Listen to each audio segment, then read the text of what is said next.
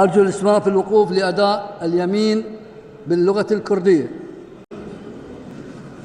بەڕێزان ئەندامانی ئەنجومەی نوێران لە فراکسیۆنە کوردستانیەکان ئێستا دەقی سوێندی دەستوری بە زمانی کوردیە خوێینەوە. تکایە بڕگە بە بڕگە لە دوای منەوە بە دەنگی بەرز بیڵێنەوە. سوێن دەخۆم بە خوای گەورە کە ئەرک و بەرپرسیاریەتە یاساییەکانم پارێزگاریکردن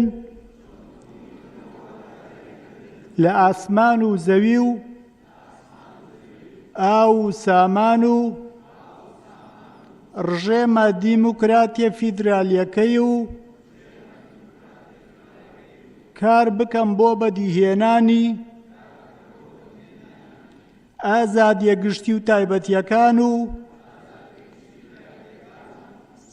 سربەخۆیی دادوەری و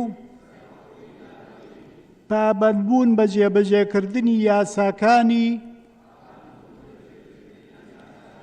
بە ئەمانەت و بێلایەنیەوە. خوا شایەتی ئەوەیە کە دەیڵێم